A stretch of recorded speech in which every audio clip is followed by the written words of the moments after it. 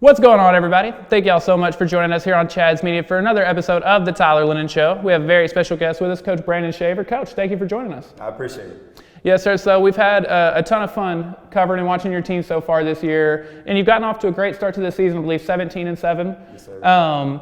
Can you kind of walk us through? I know we've talked to you a bunch, but on this show, it's been a while since before the season started. Kind of, how would you say your team has met or lived up to expectations so far? Yeah, these guys have worked, and we keep saying this in all interviews, these guys have worked extremely hard. And we know that we're a tough team to beat.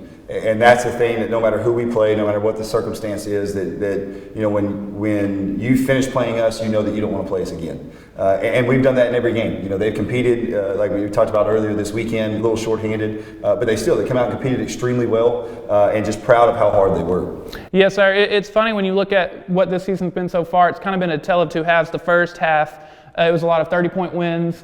It was a lot of that kind of thing. And then one of the questions we kept asking, did it worry you that you hadn't played closer games, and then you start playing a bunch of ranked 6A teams and a bunch of these really close games? How kind of different have those two things been? Yeah, I think for us it's just a great learning experience. There'll be teams and stuff that we get to play maybe in district that might not be, that might match up like they were the first couple of games. But then we'll have guys, the Mount Pleasants, the Hallsvilles, those guys. Where we're gonna have to be, it's gonna be a grind and a battle from the tip. And so what it's really taught us is that no matter who we play, that we have to play our game. And the first part of the season, we came in, it's just the way the schedule worked out. But then we got into tournament play. We played some really, really high level competition. And it's really getting us prepared for district and for the playoffs. And so it's just, I like it because it gives us a little variety of who we're going to see as we go out. Yes, sir. One of the things I wanted to ask you, you've done some really cool things this year as far as team building goes. Can you kind of walk us through that? I know taking the kids to a college basketball game, and then even you mentioned with this last tournament doing some things that'd be a little different. And I think that's really cool. You kind of building a culture. Can you kind of walk us through some of that? Yeah, that's a huge part of what we do as a staff. We talk about family. We talk about how we want to be one. And it's not just coming into practice. It's not just being at school. It's things that are outside of that. And so for us, the UNT game that we went to was just kind of it was a weird circumstance that a game got canceled. And so what we did is I know Coach McCaslin over there, so I got on the phone with him and just said, hey, can I bring my team? And within a couple hours, we were able to get everything worked out. So we went over there, watched that game. It was fun just to be able to get these guys to see that next level competition. And we're going to keep doing that. We got some guys, that we're going to go watch with Commerce. DBU's playing Commerce, and some of the guys that have worn this uniform that are now playing at the next level. We're going to go watch them, and for that, just for support, and then for our guys to be able to see that. For people that wore the uniform and now they're at that next level, I think is a great visualization of what they can do. And then for us, this weekend, I've done this the last couple of years. Obviously, we had to take the COVID year off, but like this, we pick a tournament where instead of staying at hotels, we do like an Airbnb. So we're at a big house, and it's just a huge team building thing. Whether it's playing games, cooking breakfast, just being around the table together, it's just a bonding thing for us, especially now going into district, for us to know, no matter what goes on, we have each other's back. Yes, sir, and I will say it looks to me like team chemistry is definitely one of the team strengths here, because the thing that I always notice when I'm at these games, whether we're broadcasting or whatever, is I think you have so many people that can score on a night-to-night basis. It kind of feels like there's never 2 or 3 games in a row where it's always this guy or this guy. It feels like whoever the hot hand is that night, the entire team does a really good job of just kind of feeding them and letting them do their thing. Yeah, and that's a testament to these guys. Their attitude, and knowing that it's the next man up. Because we've got guys that can score from our 6th guy, 7th guy all the way down, and the 7th or 6th or 7th guy could be the leading scorer for the day.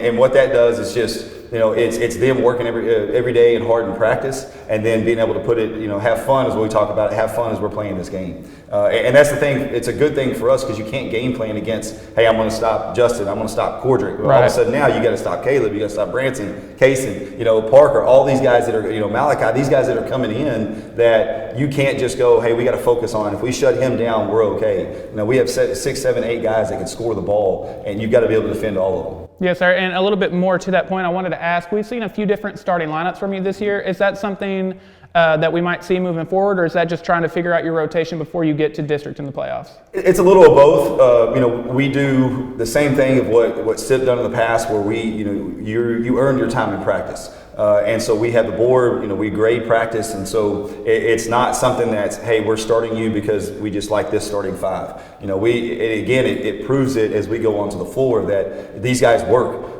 And because they're working so hard in practice, because they want that starting spot, that practices aren't just, hey, you go through the motions, we get there. They know that they've got to compete the entire time. Yes, sir.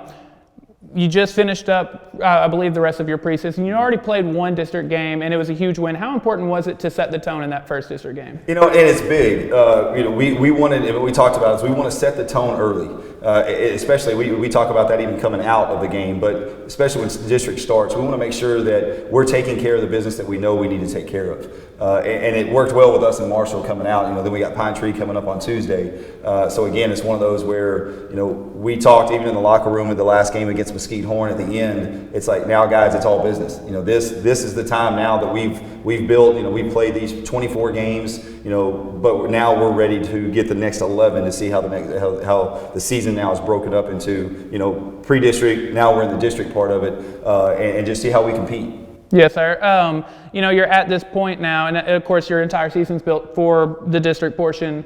How important is it to win district this year? I know that's another thing me and Grayson were talking about during the broadcast, is how different the seeding can be, how much it changes your playoffs, how much focus and attention are y'all putting on trying to win district this year? Yeah, we talk about goals, but not as a district goal, regional goal. We talk about every day that we get in here, we want to get better.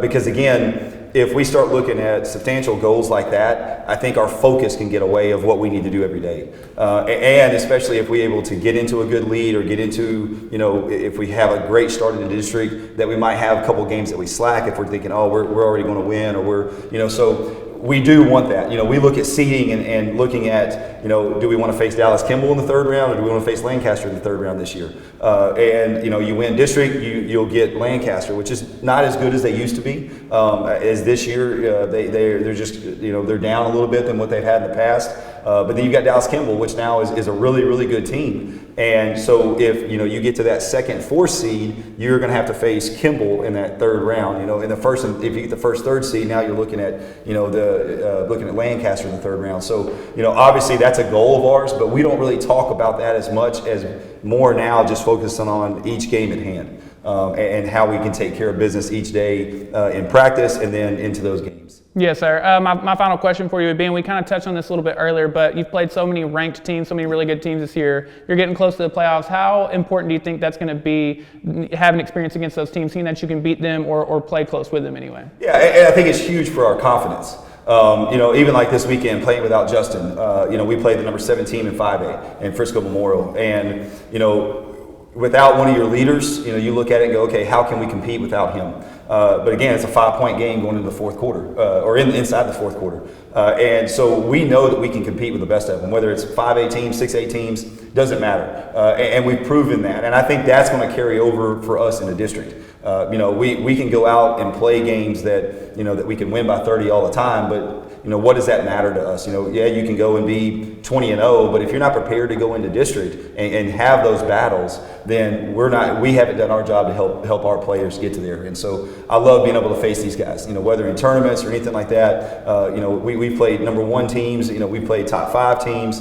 And so it's really good for us to be able to get those battles to get us prepared for going into Mount Pleasant or going to Hallsville. Longview is always tough to play in. And so, I think we're prepared right now to be able to take on those battles. Yes, sir. Coach, thank you so much for joining us. It's been a ton of fun watching your team so far, and good luck through district. I know everyone's excited to come out and watch your team. Yes, sir. I appreciate it. Yes, sir. Thank y'all so much for joining us, and we will hopefully see y'all soon.